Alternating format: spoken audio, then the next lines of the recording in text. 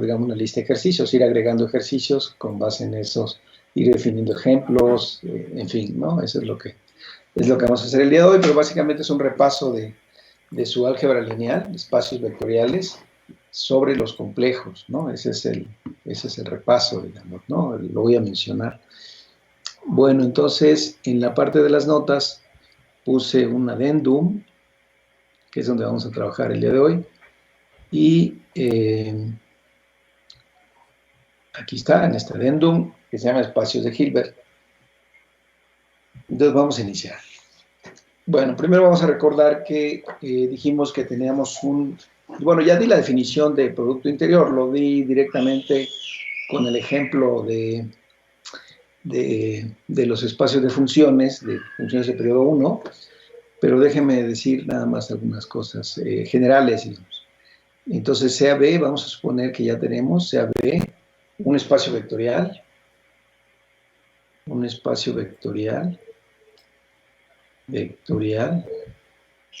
complejo, sobre los complejos, con un producto interior definido. Ya dijimos cuál era la definición, cuáles son las propiedades que debe de cumplir un producto interior. Con un producto interior definido, que le hemos llamado, lo hemos denotado, como así, ¿no? Con estos corchititos. Algunos autores usan paréntesis, pero bueno. Entonces tenemos nuestro producto interior, ¿no? Entonces tenemos un espacio vectorial complejo con un producto interior. Bien. Bueno, un primer ejemplo que digamos que es como el modelo en dimensión finita, pues es el siguiente, el modelo, digamos, en dimensión finita, ejemplo, que este es de dimensión finita.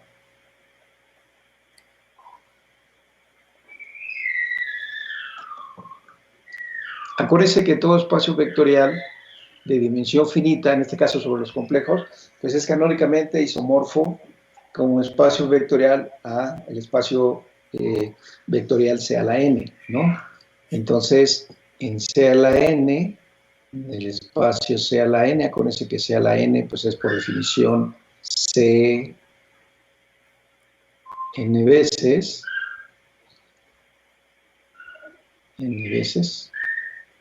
definimos. Entonces, fíjense, vamos a definir cómo se define el producto interior hermitiano en Rm, en C a la n. Entonces, fíjense, esta X así cruzada es un vector, Y cruzado es un vector, y entonces lo definimos como la suma J igual a 1 hasta n de xn por yn conjugado. Y aquí x pues es igual a x1 hasta xn, y y pues es y1 hasta yn, ¿no? Entonces, ese es el. Entonces, así definimos el producto interior euclidiano. Observen ustedes que si fuera un espacio vectorial sobre los números reales, pues este no aparece, digamos, este conjugado, aparece simplemente la componente. Pero como estamos en C a la n, entonces definimos esto. Entonces, esto define un producto interior. Entonces, esto es un producto interior. Es un producto interior en Cn. Es decir, cumple las propiedades P1, P2, P3, ¿no? Acá. Es decir, definido positivamente o positivamente definido, como sea. Esta propiedad de antisimetría, ¿se acuerdan que saca los conjugados? Y luego lineal en la primera componente, antilineal en la segunda, pero basta, digamos, con considerar la primera componente. Entonces tenemos este producto interior en este espacio. Entonces este es el ejemplo canónico, digamos, en dimensión finita, ¿no? Entonces siempre, si pensamos en dimensión finita, un espacio vectorial sobre los complejos, pues es C a la n, básicamente, ¿no? Y este es el producto interior, básicamente. El siguiente ejemplo es el que ya mencioné. Lo voy a mencionar así como... Bueno, como lo dije la vez anterior, o sea, pensamos en funciones continuas definidas en la circunferencia unitaria, y esas las estamos identificando con funciones definidas en el intervalo 0,1, que son periódicas de periodo 1, ¿no? Así es como lo estamos definiendo. Entonces, en C, en el espacio de funciones continuas de T, hemos definido. Entonces, acuérdense que cómo definimos el producto. Definimos F con G. Entonces dijimos que esto era la integral de 0 a 1 de F de X por G de X conjugado de X. Y acuérdense, esta es integral en el sentido de Riemann, ¿no? Ahora, más adelante voy a decir algunas palabras de la integral, pero por ahora es la integral en el sentido de Riemann. Y entonces aquí tenemos dos funciones, F y G, en C de T. Y dijimos que esto define un producto interior. Entonces esto es un producto interior. Eso ya lo verificamos una parte en clase, la otra parte ustedes la están verificando, digamos, en su tarea, ¿no? Es un producto interior en las funciones continuas.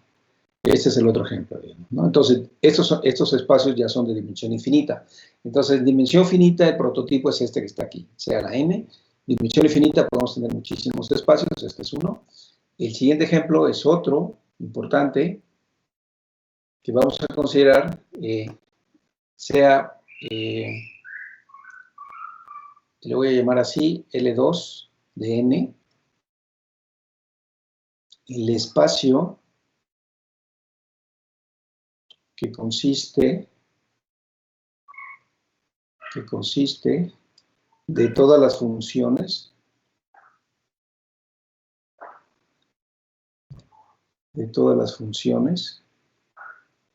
Fíjense, voy a tomar funciones f, ahora definidas de los números naturales a los números complejos, que satisfacen la siguiente propiedad. Obviamente, estas funciones pues, son sucesiones, ¿no? Pero lo voy a anotar así como funciones, con notación funcional, que satisfacen la relación de que la suma sobre n en n, entonces si yo tomo f de n y lo multiplico por g de n conjugado, esta cosa que está aquí, eso que está ahí, no es cierto. Ah, sí, es cierto, no. Esa es la propiedad que define al espacio, digamos, ¿no? Esta cosa sea finita, exacto, ¿no? Fíjense lo que estamos diciendo. Lo que estamos diciendo es, considero funciones que estén definidas de los naturales a los complejos. Estas son sucesiones, básicamente. Pero le estoy pidiendo la propiedad de que si yo les tomo la norma al cuadrado y sumo sobre todos los naturales, sobre todo este conjunto, eso es algo finito, ¿sí? Entonces a estas funciones se les llama de cuadrado sumable. A estas funciones se les llama funciones de cuadrado sumable o no sé cómo decirlo. Sumables en sentido cuadrático, no sé, de cuadrado, a eso se refiere el cuadrado, ¿no? Sumables. Es decir, esa serie converge, ¿no? Esa es una serie de números positivos, esa serie converge, es lo que quiere decir. Entonces, así defino mi espacio. Evidentemente, pues, este va a ser un espacio vectorial también, la suma de sucesiones, pues es la definición, por definición, la sucesión suma, pues es la suma de las sucesiones, ¿no? Componente a componente, y multiplicar por un escalar, pues complejo, pues también hace las propiedades de un espacio vectorial. Entonces, primera cosa que hay que verificar, esto es un espacio vectorial complejo, ¿no? Entonces, L2 de n es un espacio vectorial complejo. Entonces, en principio se puede, por ejemplo, formar L2 así chiquita de algún otro conjunto, como Z, por ejemplo, o algún otro conjunto en abstracto general, digamos, se puede hacer siempre y cuando tenga sentido hacer la suma sobre ese conjunto, ¿no? O sea, puede ser algún conjunto infinito, arbitrario, no importa la cardinalidad, siempre y cuando tenga sentido sumar, pero para nosotros basta con este. Es un espacio vectorial complejo. Eso es L2 chiquita. Y aquí vamos a definir en L2 de N, definimos, ahora sí, lo que estaba poniendo hace un rato, definimos, ahora fíjense, algo aquí, pues es, defino la A. Tomo dos elementos, y entonces quiero definir F, producto interior con G, entonces simplemente hago la suma sobre N en los naturales, y ahora tomo F de N, y lo multiplico por el conjugado de G de N, este que está aquí, ¿sí? Así es como lo defino. ¿Está bien? Entonces, fíjense, ¿cuál es el punto aquí? Pues el punto está a ver que esta serie efectivamente converge, ¿no? Esto es lo que hay que probar, ¿no? Para ver que esto está bien definido, ¿no? Entonces, esta serie converge y satisface los axiomas del producto interior. Fíjense que los axiomas del producto interior van a ser relativamente sencillos porque, por ejemplo, la suma en la primera coordenada, pues aquí reemplazo este por una suma y como esta es una suma grande de algo que converge, pues abro la suma y entonces se cumple ese axioma trivialmente, saco el escalar por el lado izquierdo. Si le pongo el conjugado, entonces aquí va a aparecer conjugado, sale un doble conjugado, como lo hicimos con la integral, entonces es trivial. Y el caso de definido positivamente, pues observen que es la condición que está aquí arriba. Justamente eso, ¿no? Vamos a ver que esto efectivamente, como esto es algo positivo y está bien definido. Entonces, digamos, más o menos sencillamente se prueba que este es un producto interior, ¿no? Entonces, el siguiente ejercicio, ¿no? Prueben que efectivamente esto es un producto interior. Bueno, entonces ahí está. Este es un producto interior.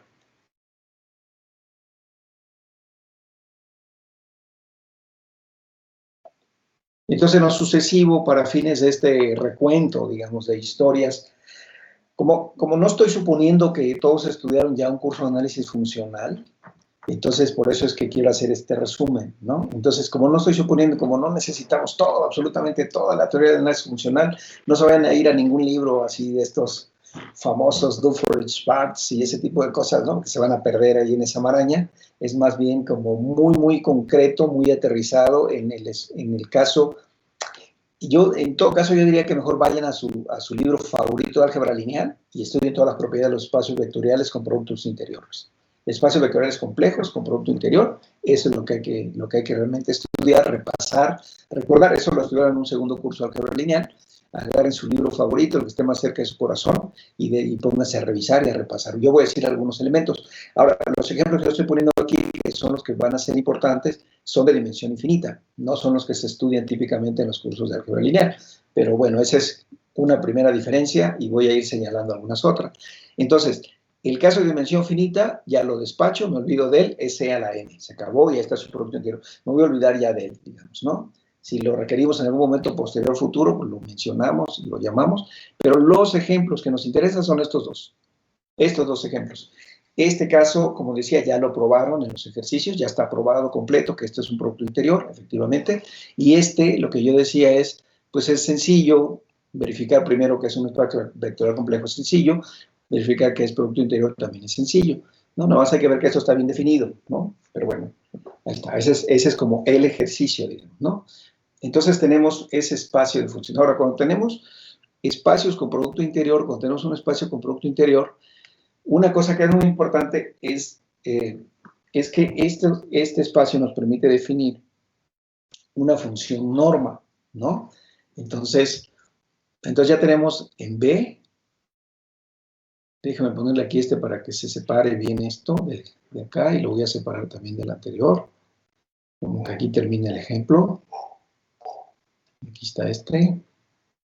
Entonces, en B, con su producto interior, definimos una función norma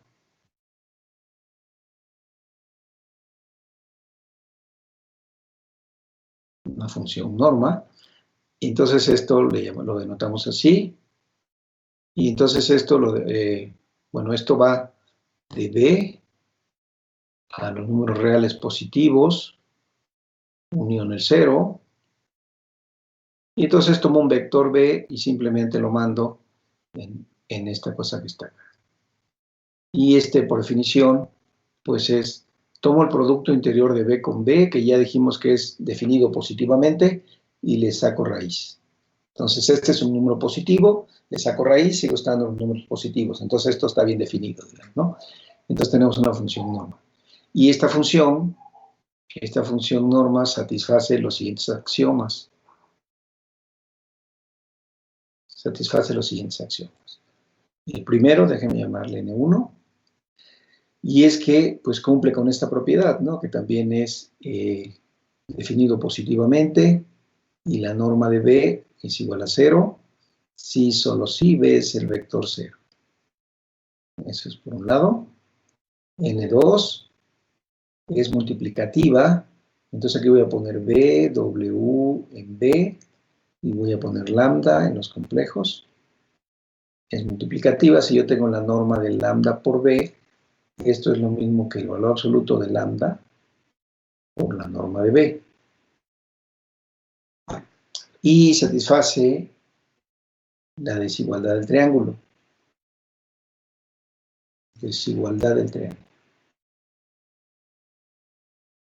triángulo.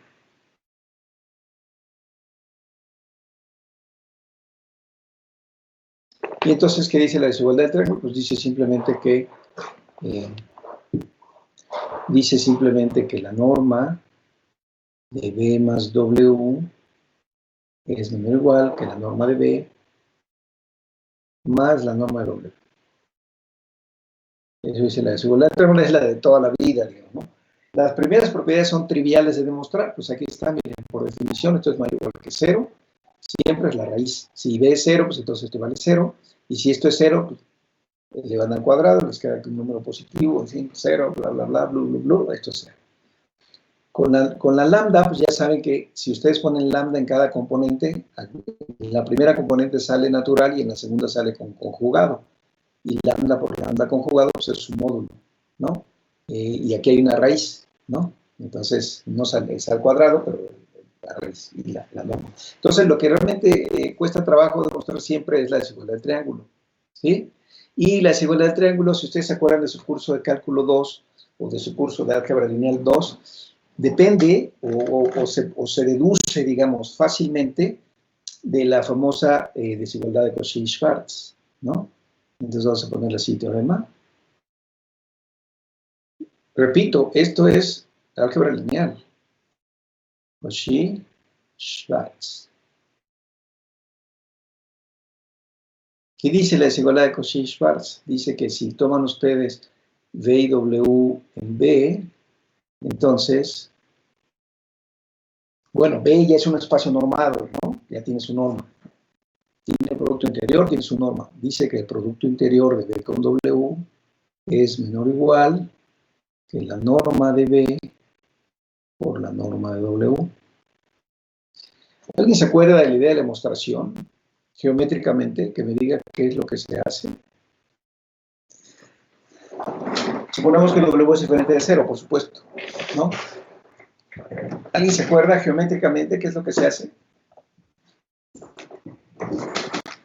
A ver, díganme lo que yo me acomodo aquí. ¿No? Supongamos que W es 0, es W diferente de 0.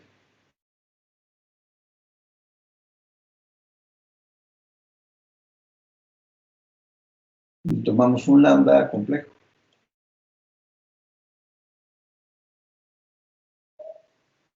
¿Alguien se acuerda? Geométricamente, ¿qué hacen?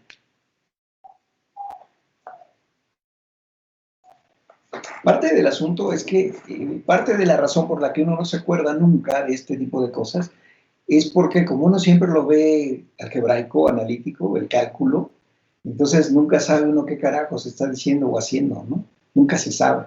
Pero vean ustedes, la idea es muy sencilla. La idea es muy sencilla. Tenemos el espacio vectorial y yo tengo mi vector aquí B, lo voy a poner así. Acuérdense que los pensamos a los vectores como anclados en el origen. Y tengo por acá mi vector W. Lo voy a poner así. W. ¿Qué hacemos? Lo que hacemos es, le hacemos una homotecia a W. Lo voy a poner así. Y entonces a este vector le llamamos lambda W. O sea, puede ser, acuérdense, lo motivo es el efecto del chorrito, ¿no? Se hace más grande o se hace chiquito, ¿no? Grandote o chiquito. Y entonces lo que hacemos es tomamos el vector de diferencia, tomamos este vector de diferencia, este que está aquí. Este vector pues es B menos lambda veces W, ¿cierto? W es diferente de 0. Entonces esto que está aquí es diferente de 0 y este que está aquí es un vector genuino.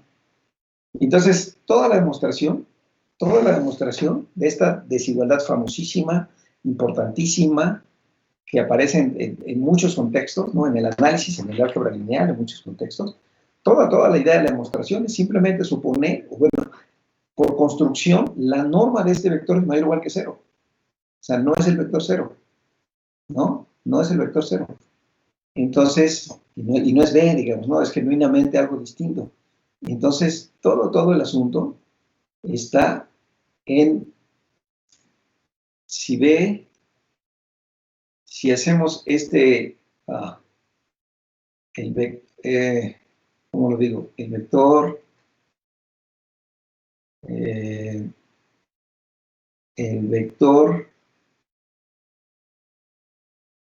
B menos lambda veces W cumple que, bueno, es diferente de 0, lo voy a poner, es diferente de 0, el vector 0, y la norma de B menos lambda veces W, pues es mayor o igual que 0, por definición de la norma, ¿cierto?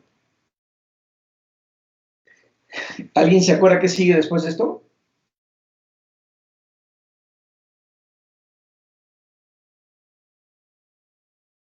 Ya di la idea de la demostración. Geométricamente la idea de demostración es formas este vector, que es diferente de 0, y por definición de la norma, esta norma es diferente de 0, mayor o igual que 0.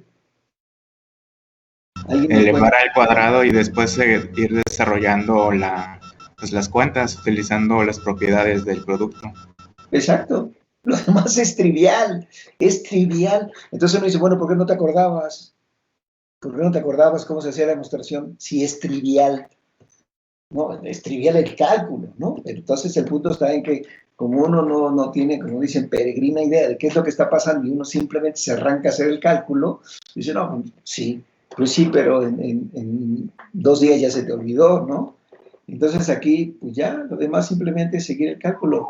Lo vamos a hacer rápidamente. La norma al cuadrado, pues es por definición el producto interior de ese vector consigo mismo. Y luego usamos linealidad, despejamos, etcétera, ¿no? Entonces, ahora fíjense, esto se cumple para cualquier vector lambda, ¿no? Diferente de 0. Ese es parte del asunto. Entonces, este es B menos lambda veces W, B menos lambda veces W. Abrimos todo, distribuimos. Entonces, fíjense, el primero con el primero me queda la norma de B al cuadrado. Luego me queda menos, fíjense, si yo tomo B con este que está aquí, para mantener el orden de B primero, este lambda sale ahí menos y este lambda sale conjugado. Y este es BW.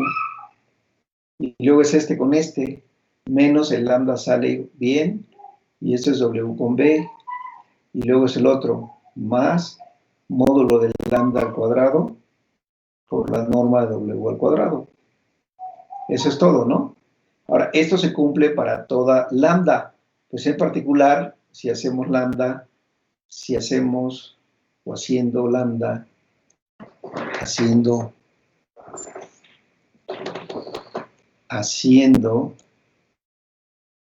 lambda, fíjense igual. Aquí lo que hago simplemente es tomo el producto interior de B con W y divido entre la norma de W. ¿Sí? Hago ese lambda. Si yo hago ese lambda y se lo enchufo aquí, entonces obtenemos pues ya prácticamente lo que queremos, ¿no? ¿Por qué? Porque fíjense, aquí voy a meter este lambda acá y le voy a sacar el conjugado. Y es el conjugado por ese número complejo, ese es el módulo de este al cuadrado, ¿no? Sobre el módulo de W, ¿cierto? Y luego aquí me queda lambda, meto este con este está al revés, saco el conjugado, me queda el módulo, esto se cancela, ¿no? Y aquí lo que me queda es este que está aquí al cuadrado, ¿no? Con valor absoluto, sobre valor absoluto este al cuadrado, sobre este al cuadrado, ¿no? Aquí hay algo, creo que aquí tengo que ponerlo al cuadrado, sí, al cuadrado. Exacto, al cuadrado, porque aquí me queda la cuarta, divido y me queda un cuadrado aquí, ¿no? Entonces lo que obtenemos es, esto que está aquí, que es mayor o igual que 0, entonces ya me olvido de la parte de la izquierda, esto que está aquí es mayor o igual que 0, lo que obtengo es el primer término, que es la norma de b al cuadrado, y este último término, ¿sí? Con un menos, ¿sí? Por ahí que aparece, que lo estoy perdiendo por aquí el menos, pero debe de haber por aquí un menos, ¿no? Menos, entonces me queda menos el valor absoluto de b con w al cuadrado sobre la norma de w al cuadrado. Fíjense, cuando hago aquí w lo meto acá, me queda al cuadrado a la cuarta, pero como está este cuadrado arriba, pues lo cancelo y me queda este que está acá, ¿no? Menos este, mayor o igual que 0. Y tengo por ahí un menos que estoy perdiendo, a lo mejor hay que ponerle un menos aquí. Pero bueno, no importa. Ahí está. Y entonces ya está, ¿no? De aquí ya despejo. Por lo tanto, lo que tengo es que el valor absoluto de b con w es menor o igual, paso del otro lado, mando esto multiplicando, y me queda la norma de b por la norma de w. Y ya está, ¿no? Entonces tenemos la desigualdad de Cauchy-Schwarz. Y esta desigualdad, como dije hace un rato, pues esta implica la desigualdad del triángulo. ¿Problema? Vamos a hacerlo porque es muy sencillo y muy rápido. Desigualdad del triángulo.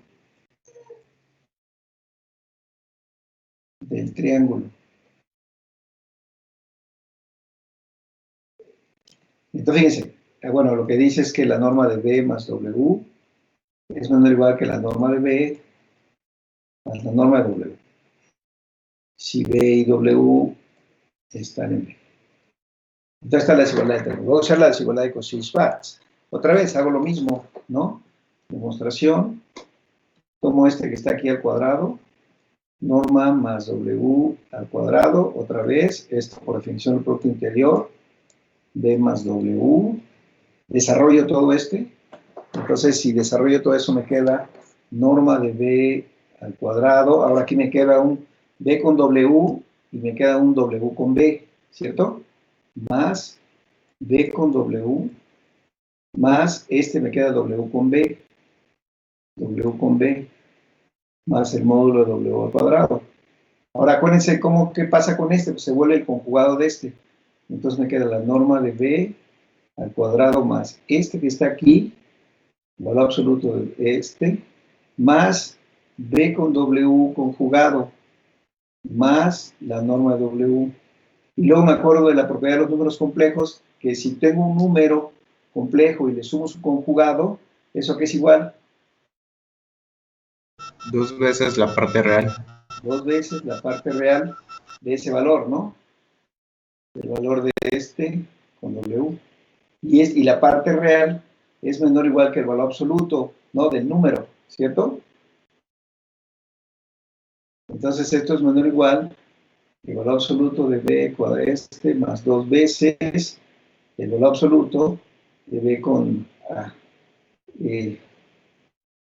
La parte real es menor o igual que el valor absoluto, ¿sí está bien? Y luego así Cauchy-Schwarz, ¿no? Más norma de w cuadrado. Y luego entonces, aquí, ¿qué hice? Me salí, ok, ahí estoy. Y aquí aplico Cauchy-Schwarz. Entonces me queda menor o igual, norma de b cuadrado, más 2 veces norma de b, norma de w, más norma de w al cuadrado. Y esto pues ya lo factorizo. Baldor, capítulo 3, factorización de expresiones. Cuadrado de un binomio, ¿no? Este al cuadrado y luego saco raíz, ¿no? Ya está. Por lo tanto, ya está. Por lo tanto, norma de b más w es menor o igual que norma de b más norma de w. Ya está. Entonces, esto vale para un espacio producto interior, ¿no? General. Un espacio con producto interior se vale eso, se vale Eso se vale esta propiedad de la norma, se vale la desigualdad de Cauchy-Schwarz, se vale la desigualdad del triángulo. Entonces, efectivamente, si yo tengo una norma definida a partir de un producto interior, efectivamente eso es una norma, ¿no? Es decir, satisface los axiomas de una norma. Entonces, déjenme decir algo de ortogonalidad. Ortogonalidad.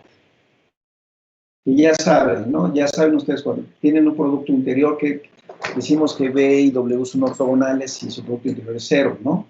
B y W son ortogonales si su producto interior es cero. Y entonces aquí acuérdense lo que les decía el otro día, ayer, la vez pasada, ¿no? Vayan a su libro favorito de álgebra lineal, espacios con producto interior, y entiendan toda la geometría de los espacios con productos interiores, ¿no? Que es lo que estamos aquí usando, de alguna forma. Y solo voy a introducir otro concepto, que una familia, un conjunto, un sistema, voy a poner así, un conjunto, un subconjunto,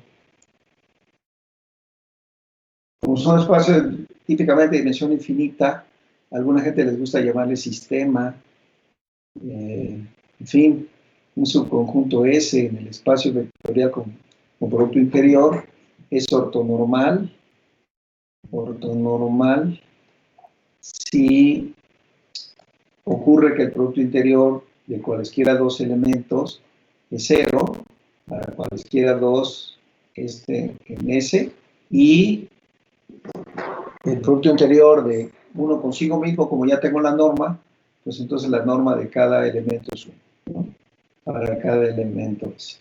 Entonces es un sistema ortonormal. Entonces, pues el ejemplo de un sistema ortonormal, pues ya saben, ¿no? Sea E el conjunto de los xienes, tales que n esté en Z, con, esto lo definimos la vez anterior, ¿no? Xn de x lo definimos como exponencial de 2pi nx, ¿no? Para cualquier n en z. Entonces, este conjunto, lo que ya probamos nosotros es que hemos probado, o probamos que, ya probamos, hicimos el cálculo explícito, probamos que E es un conjunto o un sistema, es un conjunto ortonormal, ¿no? No hice ortonormal en las funciones continuas en el círculo. No hice el énfasis de que era ortonormal, de lo que el énfasis fue en lo ortogonal, pero pues el otro, pues era este que está aquí, pues es simplemente calcular el producto interior de uno consigo mismo, que sí lo hicimos, y probamos que valía 1. Entonces, ahí está un ejemplo, es un conjunto ortonormal. Estos conjuntos juegan un papel muy importante, como más o menos dije la vez anterior, porque nos dan una idea de que esos conjuntos pueden ser una base, ¿no? Del espacio. Ahora el espacio tiene dimensión infinita, es muy grande, pero este tipo de propiedades, tener estos conjuntos, nos da una idea ¿no? de que podemos tener una base, ¿no? Nos falta esta idea de que generan, entonces habrá que ver qué significa eso. Pero bueno, ese es el ejemplo, ese ya lo analizamos. Y les dejo como ejercicio definir un conjunto, definir con un sistema ortonormal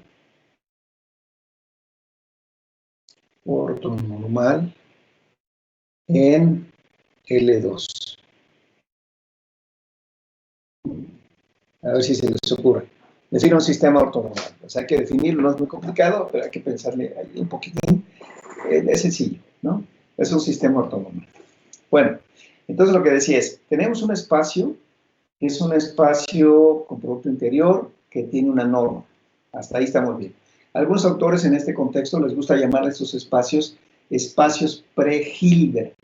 Pre-Hilbert. Porque no cumplen una propiedad, digamos, ¿no? Para que se les llame de Hilbert. Entonces, algunos les llaman pre-Hilbert. Nosotros tenemos un espacio con producto interior, un espacio vectorial complejo. Entonces, el punto es, bueno, que le falta un espacio pre-Hilbert para ser espacio de Hilbert. Y aquí entra un proceso que ustedes ya han usado, que ya vieron seguramente en sus cursos de análisis en la licenciatura, en análisis 1, análisis 2, análisis 10, seguramente ya vieron esto que se llama el proceso de completar a un espacio. Entonces ahora, el asunto está en que, ¿cómo definía la completación de un espacio? Pues se fijaban primero en el espacio en el que estaban trabajando, definían la noción de sucesión convergente, de sucesión de Cauchy, y después observaban que posiblemente en ese espacio había sucesiones de Cauchy que no eran convergentes. Lo que nosotros sabemos es que toda sucesión de Cauchy, toda sucesión convergente cumple la propiedad de Cauchy, pero al revés no. Y eso es lo que hace precisamente que se distingan los espacios. Entonces, a ver, déjenme hacer la siguiente pregunta. ¿Conocen ustedes un espacio concreto que tenga un producto interior o una norma y que lo hayan completado alguna vez? ¿Alguien me puede decir? ¿Conocen algún ejemplo?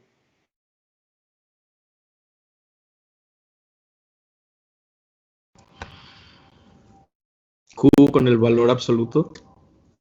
Q con el valor absoluto. Muy bien. Q con el valor absoluto. Los números racionales, cuando yo los pienso metidos en R, cuando pienso en números racionales metidos en R y pongo el valor absoluto, y resulta que es un espacio normado, ¿no? Esa norma, tenemos esa norma ahí. Entonces, Q es un espacio normal, efectivamente. Pero una de las cosas que aprendemos desde casi inicios de la licenciatura es que Q con esa norma no es completo. Es decir, hay sucesiones, se pueden formar, se pueden definir sucesiones, que son sucesiones de Cauchy, que no convergen en Q, ¿no? Que convergen en R, pero no convergen en Q. Entonces, se hace el proceso de completación. ¿Alguien se acuerda cómo se hace este proceso de completación?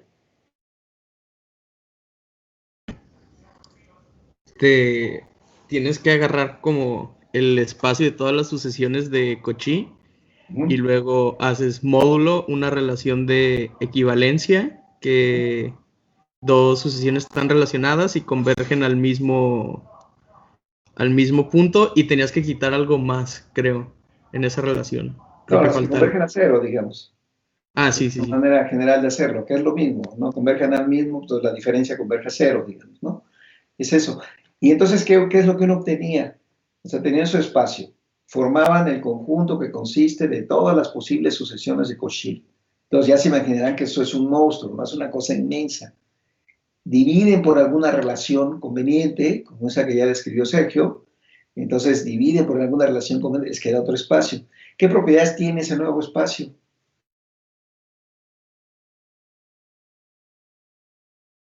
Que puedes meter el espacio original ahí y va a ser una isometría. Exacto. Entonces, sobre su imagen, ¿no? Porque el asunto está en que ese espacio grande que ustedes construyen tiene la propiedad de que admite una inclusión isométrica del espacio con el que ustedes estaban trabajando.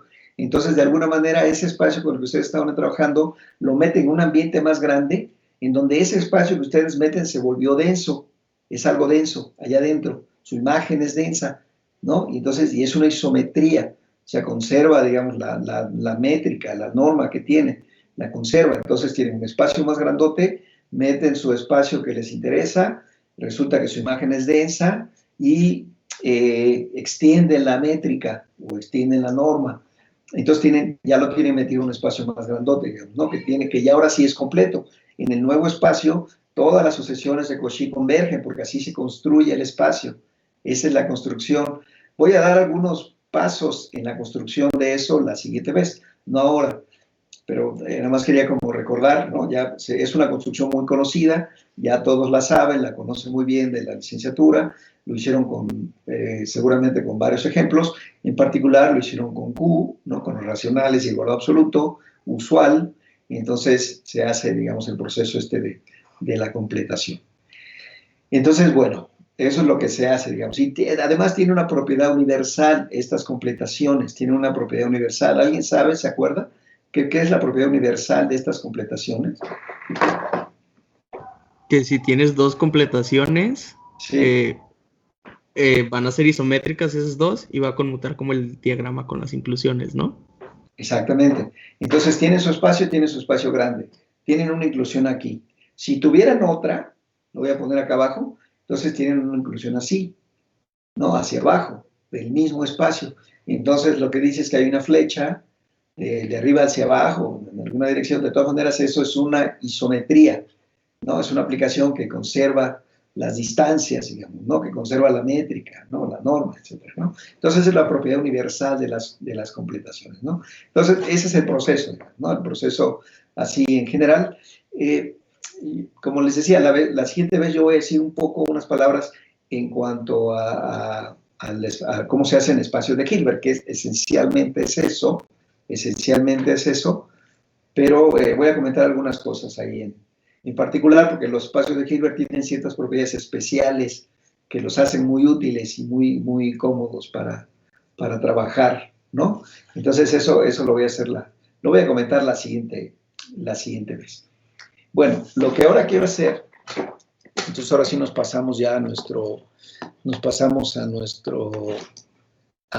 tema. Aquí estamos, ¿no? En convergencia en L2. Entonces ahora vamos a hacer lo siguiente.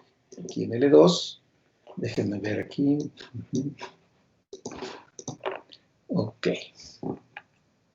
En L2. Ahí está. Ahora sí. Vamos a hablar un poco de convergencia en L2, ¿sí? Bueno, entonces, ¿qué dijimos la vez anterior? Lo que dijimos la vez anterior fue que en el espacio de funciones, en C, entonces, definimos un producto interior. Entonces, vamos a supongamos que se cumple la siguiente propiedad. Fíjate, una propiedad parecida a lo que hicimos con las sucesiones. La siguiente propiedad.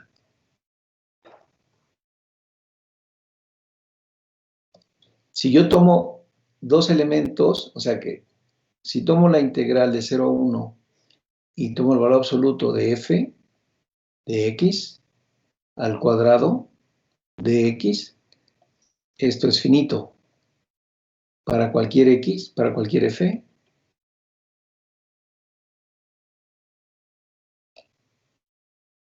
En C de t, ¿sí? Entonces, fíjense, ¿qué es lo que estoy suponiendo? ¿Qué dijimos? ¿Qué hicimos la vez anterior? Lo que hicimos la vez anterior fue, en el espacio de funciones continuas sobre la circunferencia unitaria, que identificamos con las funciones periódicas de periodo 1, en R, definimos el producto interior del que ya hablamos, ¿no? Entonces, ahí tenemos ya definido el producto interior. Voy a suponer que cumplen esta propiedad, ¿no? De que esta integral, es decir, que si yo tomo el producto interior de 1 consigo mismo, que es esta, digamos, al cuadrado, entonces esto es finito, ¿no? Eso es lo que voy a suponer. Y en este caso decimos que f es de cuadrado integrable, ¿no? Entonces, en este caso decimos que f es de cuadrado. ¿Se acuerdan que del otro lado teníamos las de cuadrado sumable? ¿No? Aquí tenemos las de cuadrado integrable, ¿sí? F es de cuadrado integrable. Tenemos eso que está aquí. Entonces, en CDT ya tenemos definido el producto interior. Y lo que dijimos hace un rato, cuando teníamos un espacio con producto interior abstracto, es que si teníamos un producto interior podríamos definir una norma. Entonces definimos la norma de F, le voy a poner aquí un 2, y entonces esto simplemente lo definimos otra vez, lo mismo, ¿no? El producto interior de F con F, la 1 medio. ¿Y se acuerdan cómo definimos el producto interior? El producto interior de F con F era la integral de 0 a 1 de F de X por el conjugado de la segunda, ¿cierto? Por este que está aquí, de X. Entonces todo esto a la 1 medio. Y entonces, ¿qué cosa es F por su conjugado? Pues F por su conjugado, su valor absoluto, F de X al cuadrado de X. Y esto a la 1 medio. ¿Sí? Entonces observen ustedes que lo que estoy diciendo es que si esta cosa es finita, pues esto que está aquí es finito, ¿no? Entonces, si estoy pensando que estas funciones son de cuadrado integrable, pues entonces esta norma, esta cosa que está aquí, que cumple con las propiedades de una norma, pues efectivamente está bien definida, es finita, es un número finito. Entonces, esta norma 2 es una norma en C de T. Y ahora fíjense ustedes que estamos en la situación de lo que estábamos platicando hace un rato, ¿no? Lo que les decía. A ver, ya tengo un espacio vectorial complejo con un producto interior. Ya lo tengo. Es la C de T. Ese tiene un producto interior. Ya sé que ahí tiene su. Ya puedo definir una norma. Ahí está. Es esa norma. Estoy diciendo, por hipótesis, esto está bien definido. Entonces tengo una norma. Satisface las condiciones de una norma. Ya tengo mi norma ahí. ¿Cuál es la siguiente pregunta? Pues justo lo que decíamos hace un rato. La siguiente pregunta es acerca de la completud. Es decir, me pregunto si este espacio es completo, ¿no? En el sentido que se platicó hace un rato. Es decir, en el sentido de que toda sucesión de Cauchy converge, ¿no? Esa es la pregunta. Entonces, la respuesta es que no es completo este espacio. Y entonces, en los ejercicios voy a poner un ejemplo explícito para que ustedes vean que efectivamente no es completo. Es decir, existe una sucesión de Cauchy que no converge en esta norma, ¿no? En esta norma, ese es el punto, ¿no? En esta norma. Entonces, el espacio C de T no es completo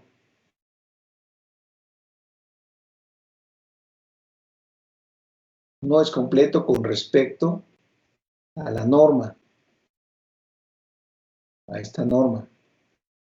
Ahora, otra cosa aquí que es importante notar, que es una cosa muy fina, es que en realidad la completud de un espacio, la completez, la completud, no depende no está ligado directamente al producto interior, sino más bien está ligado a la norma. Los espacios normados, a estos espacios que tienen una norma se les llama espacios normados. Los espacios normados que son completos se llaman espacios de Banach, ¿sí? Entonces lo que estoy diciendo es que este espacio con respecto a esta norma no es un espacio de Banach. Como no es completo, no es un espacio de Hilbert. Hilbert, cuando uno piensa en espacio de Hilbert, estoy no pensando en un espacio con producto interior, que no es completo, pero, repito, insisto, la completud es una propiedad de la norma. O sea, la noción de convergencia de sucesiones y la noción de sucesión de Cauchy es una propiedad de la norma, o está definido a partir de la norma, no del producto interior. Entonces, es una cosa que es importante tener en cuenta. De cualquier manera, si yo tengo mi espacio con producto interior y digamos que es completo, entonces se le llama espacio de Hilbert, ¿no? Pero como el espacio es completo con respecto a las normas, se le llama espacio de Banach, ¿no? Ahí está. Ahora, el espacio que le da dimensión n, dimensión finita, ese es un espacio de Banach. Ese es completo con respecto a la norma, ¿no? Es un espacio de Hilbert, es un espacio de Banach, ¿no? Ese no hay problema. Entonces, este espacio, lo que estoy diciendo es, no es completo. Perdón, no es completo. En los ejercicios pongo un ejemplo concreto que muestra que este espacio efectivamente no es completo, ¿no? Entonces, a su completación, entonces si yo le hago todo el proceso que ya describió Sergio, a su completación, entonces como no es completo, lo puedo completar. Ese es el punto. Entonces, a su completación,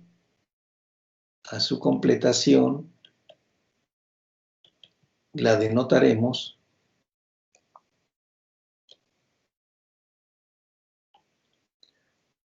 por L2 de T. Y aquí vienen más comentarios. Este L2 grandote, fíjense, el ejemplo que puse en el otro era una L2 chiquita, L minúscula, 2, y esas eran sucesiones. Este L2 grandote son funciones de cuadrado integrable. Ahora, en la definición más refinada, digamos, de este L2, en realidad no son funciones, sino son clases, equivalencia de funciones de cuadrado integrable, etc., ¿no? Ese es como todo Eso es parte de todo lo que se hace en un curso de teoría de la medida también, ¿no?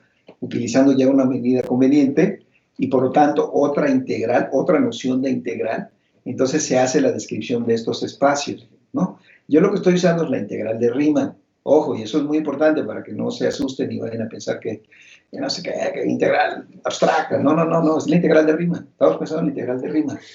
Y entonces, pensando en la integral de Riemann, por eso teníamos la hipótesis de que las funciones son de cuadrado integrable, o sea, que es finita la norma.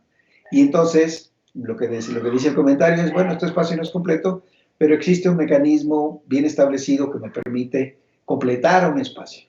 Ese es el punto. Entonces, simplemente, tómenlo ahora como notación, le estoy llamando L2 grandota a la completación de ese espacio de funciones continuas con respecto de la norma inducida por el producto interior. Así. A ver, ¿está claro todo eso? Parece como un juego de palabras y hay malabarismo con tanta palabrería, pero es importante decirlo. ¿Está claro esto? ¿Hay alguna duda, algún comentario?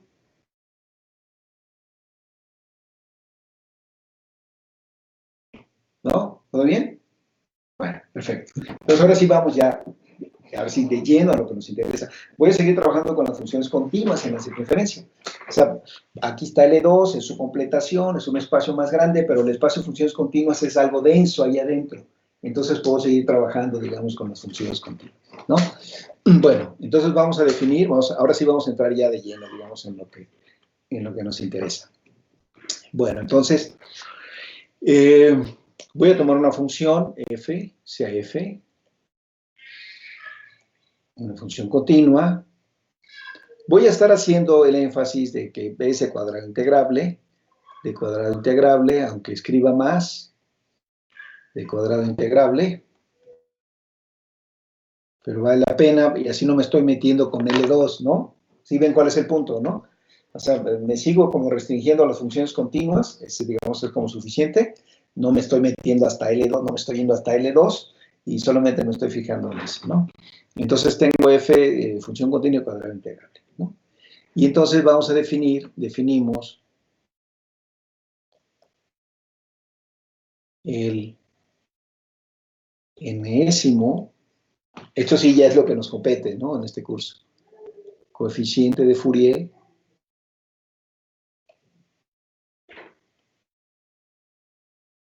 entonces esta es la definición, el enésimo coeficiente de Fourier de f como, entonces fíjense, voy a definir esto que le voy a llamar así f gorrito de n, y entonces lo voy a definir como la integral de 0 a 1 de f de x, y fíjense, voy a poner estos elementos del sistema ortonormal, que ya sé que es un sistema ortonormal, conjugado. ¿Sí? O sea, alguna gente no le pone conjugado, pero es lo mismo. Esto es lo más clásico. Fíjense, yo tomé un n en z, esto lo estoy definiendo para n en z. Entonces, yo tengo este f gorrito, entonces es una función definida en z, o sea, es una sucesión, ¿no? ¿Sí ven? O sea, es una sucesión. Entonces, para cada entero, yo le estoy asociando un número complejo, que es este que está aquí. Ahora, ¿qué es esto que está aquí? Entonces, esto es la integral de 0 a 1 de f de x. Y esto que está aquí, acuérdense que es la exponencial, e a la 2 pi i n x, conjugado todo conjugado, de x. ¿Y qué cosa es el conjugado de la exponencial? ¿Alguien me puede decir de los que ya llevaron variable compleja? Los que ya saben mucho de variable compleja. ¿A qué es igual esta expresión? Le quita la rayita y le pone signo menos en el exponente. Eso es. E a la menos 2 pi i n x de x. Entonces, eso es el coeficiente de Fourier. En algún momento posterior le vamos a llamar la transformada de Fourier, que es el nombre correcto, digamos, ¿no? Pero también el coeficiente de Fourier es bastante válido. Entonces, observen lo que estamos haciendo. Este sistema ortonormal, que decíamos, el sistema ortonormal, me está sirviendo para introducir otro concepto, que es este concepto, el de la transformada de Fourier o el del enésimo coeficiente. ¿Qué quiere decir entonces esto? Lo que dije en palabra. El coeficiente de Fourier me permite definir una función, a partir de f, me permite definir una función que está definida en z, ¿no? Entonces, bueno, ya no lo escribo. Pero entonces, el coeficiente de Fourier me permite definir una función, o sea, yo tengo una función f, que está definida del círculo a los complejos. Ese es mi f, esa es la f. Lo que estoy haciendo, le estoy asociando ahora una función, esto sí, déjame ponerlo aquí esquemáticamente. ¿Qué estamos haciendo? Entonces, yo tengo una función f que está definida del círculo, de la circunferencia unitaria, a los complejos. Y mediante este mecanismo del gorrito, yo le estoy asociando una función que está definida de los números enteros a los complejos. Eso es lo que estoy haciendo de fondo. Y lo que estoy usando es precisamente mi sistema ortonormal, este que está aquí, que ya sé que es un sistema ortonormal, eso lo probamos la vez anterior. Entonces esto tiene perfecto sentido. Aquí estoy multiplicando dos funciones con valores complejos, esta tiene norma 1, entonces puedo ver rápidamente que esto está bien definido, digamos, ¿no? Sin ningún problema.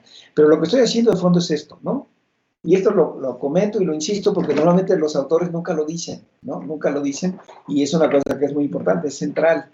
Entonces, fíjense, yo tengo por otro lado, piénsenlo de la siguiente manera, yo tengo el círculo o la circunferencia unitaria, que es un grupo topológico abeliano compacto, y ahí estoy definiendo una función, ahí tengo una función.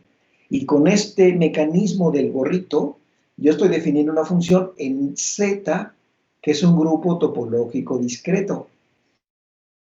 Entonces ahí hay una cosa que es muy importante, que tiene que ver con una cosa que se llama dualidad, ¿no? Ya en la teoría abstracta del análisis armónico abstracto, pero lo que dice es, si tú tienes un grupo topológico compacto y tienes funciones, entonces mediante gorrito, que es la transformada de Fourier, puedes definir otra función en un grupo discreto. Entonces a ese, de alguna manera, el grupo compacto lo asocias a ese grupo discreto y defines funciones. Es un poco el juego que está aquí de fondo, ¿no? Lo digo, voy a seguir insistiendo en esto porque, como decía, es muy importante. Y estamos usando, y estamos definiendo gorrito a través de este sistema ortonormal. Eso es otra cosa que es muy importante, ¿no? Que están definidas en el círculo también, ese sistema ortonormal. Bueno, entonces, definimos la serie de Fourier. La serie de Fourier de f como, entonces fíjense, voy a definir suma, entonces fíjense, voy a n en z, y entonces voy a poner ahora f gorrito n por chi n de x. Entonces observen aquí, y aquí estoy metiendo el coeficiente de Fourier, que es este que está aquí que definí, y estoy metiendo ahora el elemento del sistema ortonormal exponencial, pero sin la barra, ¿no? Donde le metí la barra fue para definir al gorrito. Aquí no se la pongo. Y si esto lo escribo de manera extensa, pues sería suma m en z de f gorrito n por e a la 2 pi i nx. Ahí está, ¿no? Esa es la serie de Fourier, de la función, ¿no? Fíjense, estoy sumando sobre z.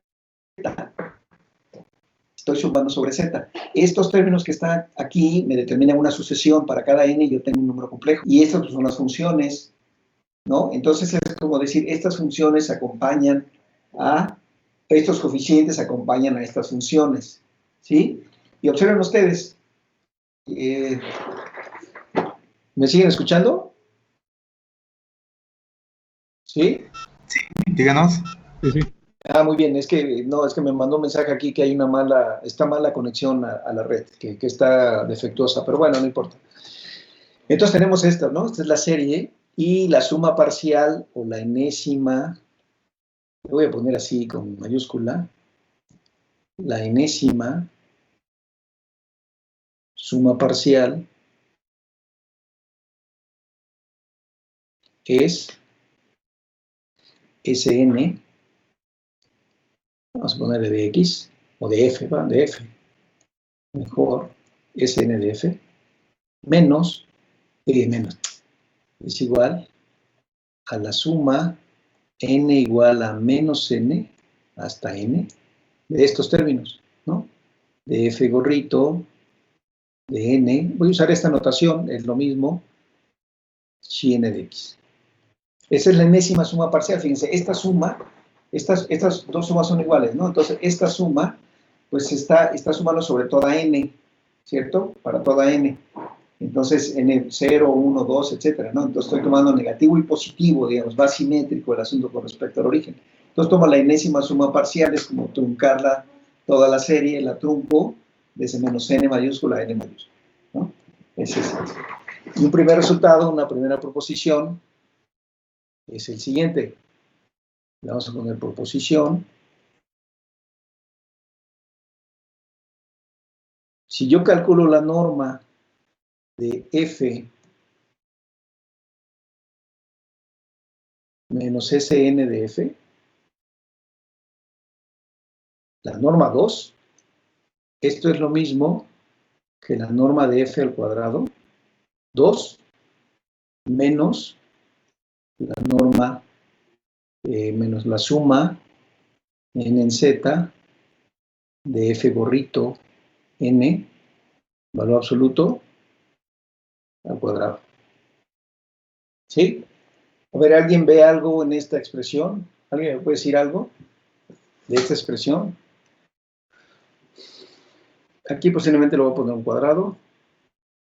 ¿Alguien me puede decir algo de esta expresión? ¿Qué observan? ¿Qué ven? ¿Qué información les da? Una cosa, observen una cosa que es importante. Yo tengo mi función f definida de cuadrado integrable, ¿no? Continua de cuadrado integrable. La puedo pensar en L2, ¿no? Integrable en sentido de L2. ¿Cuál es la idea un poco aquí de la aproximación? Pues quiero ver qué tanto la serie de Fourier aproxima a la función. En general, si uno se pregunta por aproximación, digamos, de cualquier tipo, es decir, de manera puntual, uniforme, de algún otro tipo, es un problema muy complicado, muy difícil. Pero en el caso de L2 es muy sencillo, es muy sencillo. Y esta estimación hace un gran trabajo, digamos, ¿no? Hay dos partes importantes. Esto, que es una estimación muy sencilla, y luego otro, o sea, así como un cañonazo que vamos a usar la siguiente vez, pero que nos permiten decir cómo se está aproximando la función a partir de su serie, porque esta es la serie parcial, ¿no? La sucesión de sumas parciales. A ver, demostración. Esto es muy sencillo. ¿Qué cosa es la norma 2 de f menos Sn de f 2 al cuadrado? Pues es el producto interior de f menos Sn de f con f menos Sn de f, ¿cierto? ¿De acuerdo? Abro todo esto, me queda la norma de f2 al cuadrado. Fíjense, ya tengo este término, este que está aquí. ¿Qué pasa con los términos intermedios? Bueno, lo voy a desglosar un paso más. Un paso más. Producto interior, f menos la suma parcial, ¿no? De menos n a n. F gorrito n, chi n de x. Coma, f menos la suma de menos n a n, f gorrito n, chi n de x. Ahora observen, voy a desglosar todo. Entonces, f con f, f cuadrada. Aquí está. Ahora fíjense, menos, voy a tomar este que está aquí con la f, ¿no? O no, déjenme poner primero este. F con este que está acá. Entonces, f por f, f cuadrada. F por menos, menos. La suma sale del producto interior como está. A ver, bueno, lo voy a poner. F, la suma menos n a n. F gorrito n, chi n de x.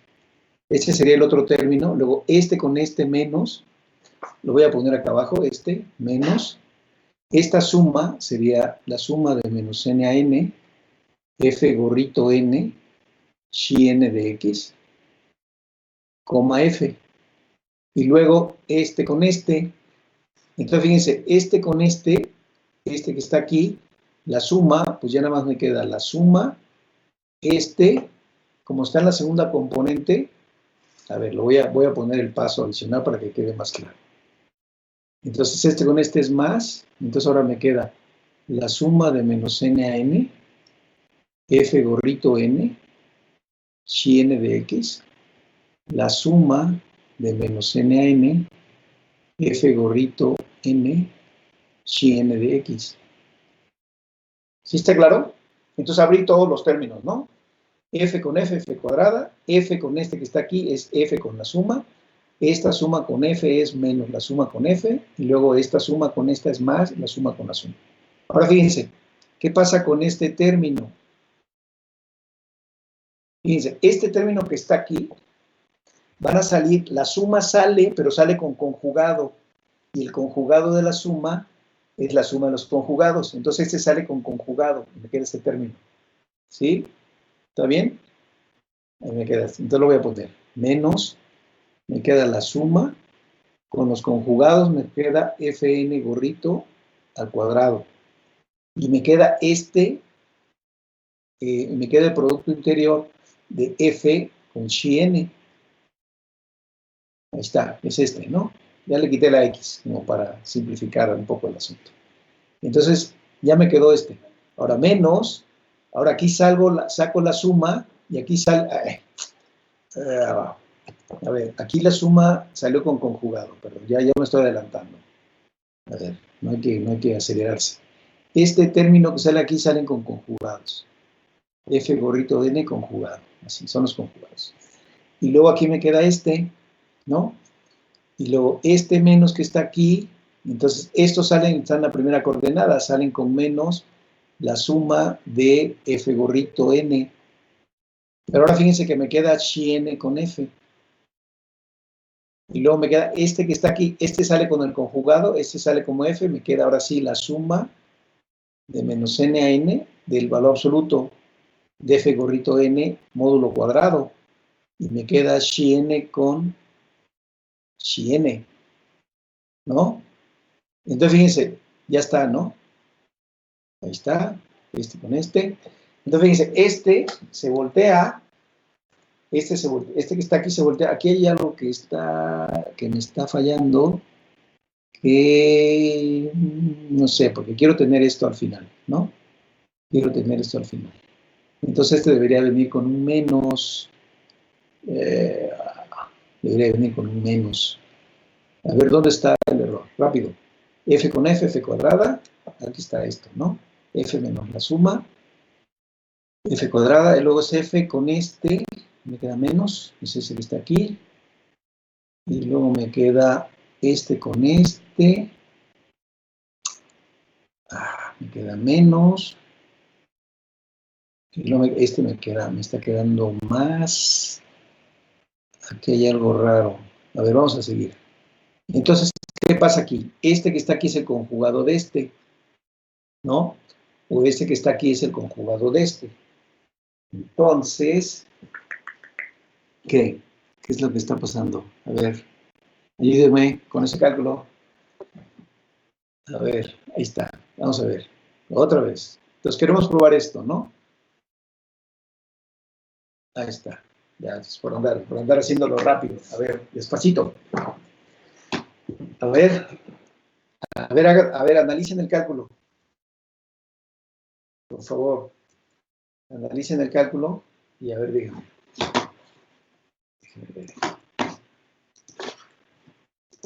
Ay, ya.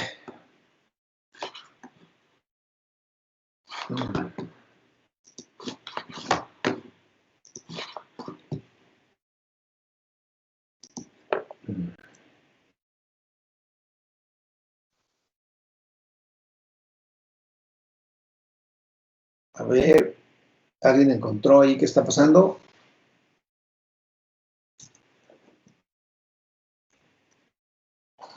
A ver. Pues a ver, creo que vamos bien. Creo que vamos bien. Lo que quiero es agrupar este que está aquí, estos dos los quiero agrupar. Ajá. F con el conjugado.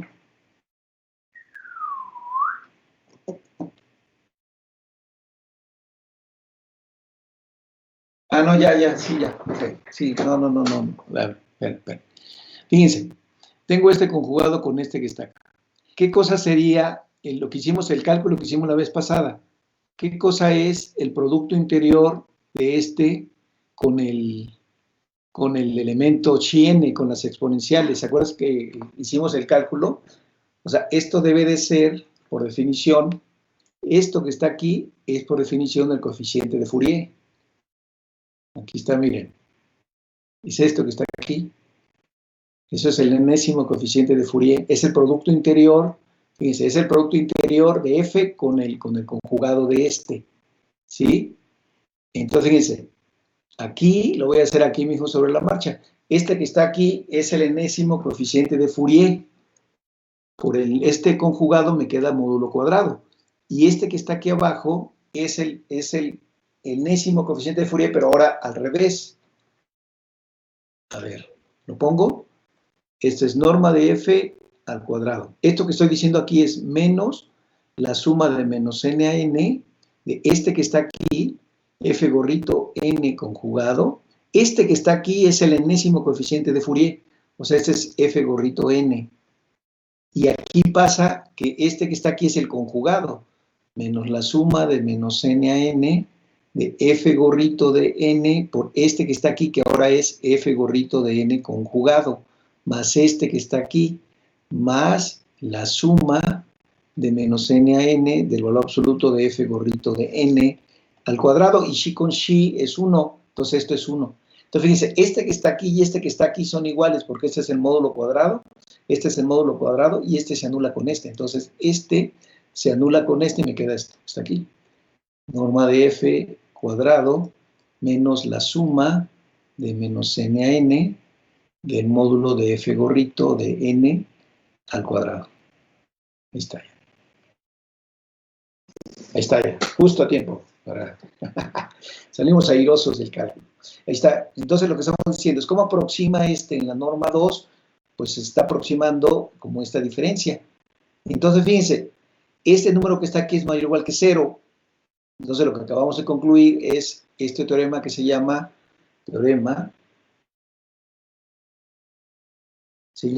desigualdad de Bessel.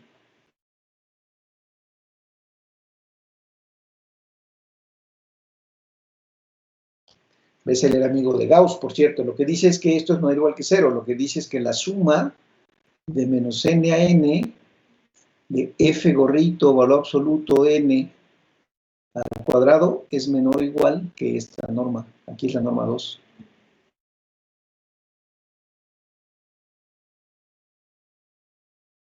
La norma 2. ¿Sí? Eso es lo que dice. Eso dice la desigualdad de Bessel. Observe, la desigualdad de Bessel, pues es esto que está aquí. Porque lo que sabemos es que este término es mayor o igual que 0. Como es mayor o igual que 0, se tiene esta desigualdad. Ya está. Escribía la desigualdad de Bessel. ¿Alguien me puede decir algo de la desigualdad de Bessel? ¿Qué dice la desigualdad de Bessel? ¿Alguien me puede decir algo? ¿Cómo qué se ve aquí?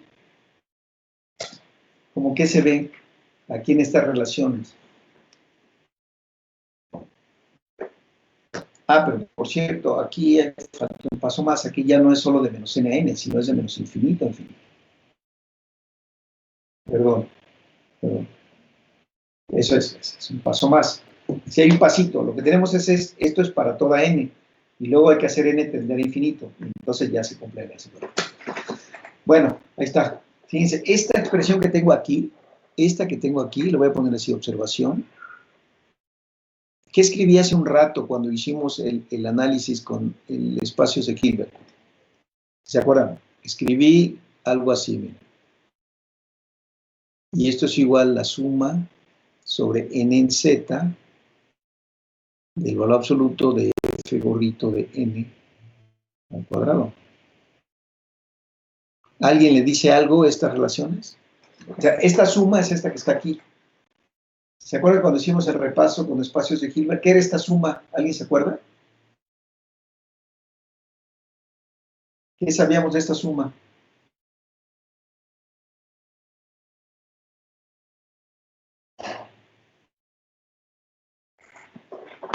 A ver.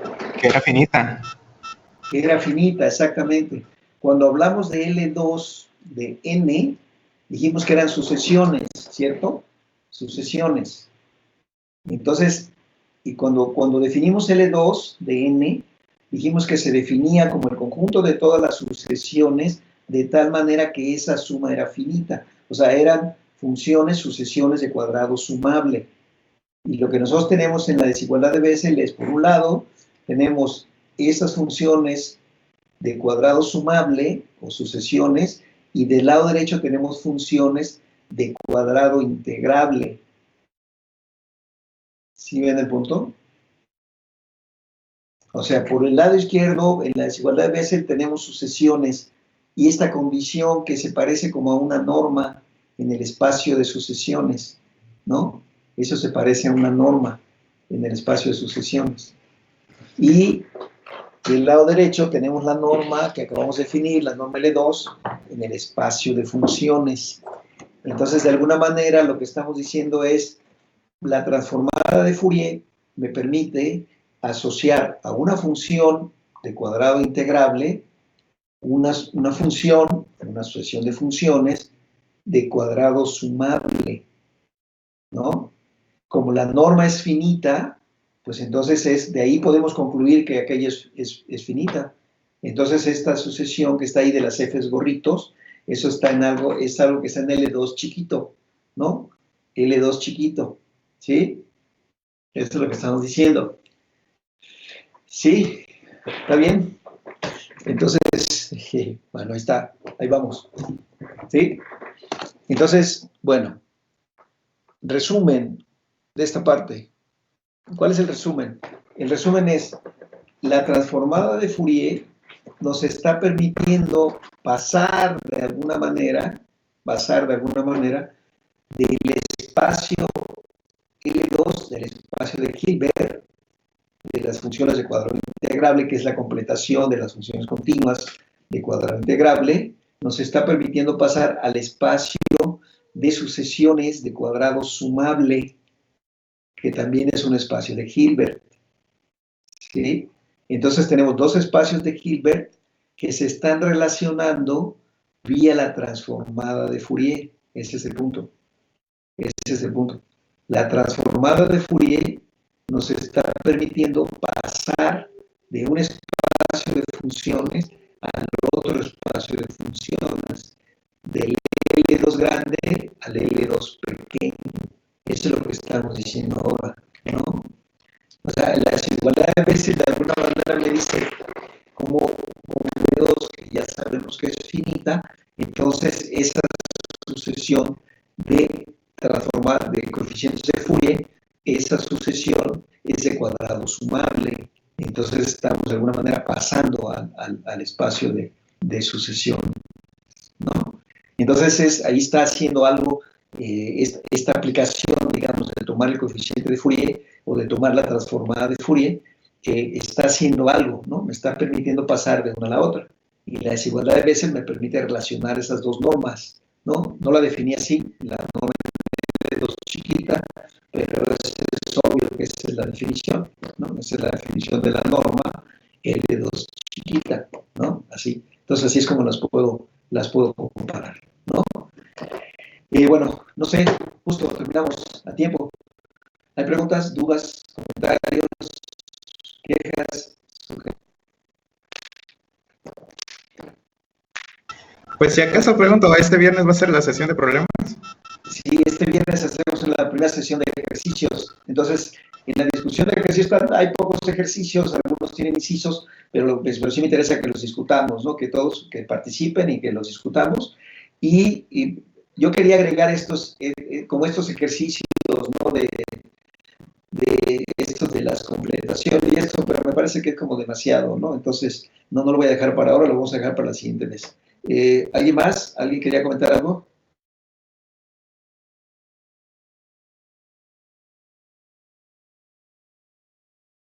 Siempre a las 2:30, ¿verdad?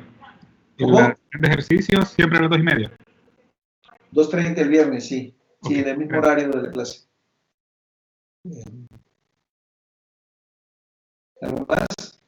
Entonces, nos vemos el jueves y acuérdense, nos quedamos con la idea de la desigualdad de Bessel, ¿no? Que también uno ve estos resultados y dice, no, pues quién sabe, ¿no? O sea, hay un símbolo y no sé qué tanta cosa.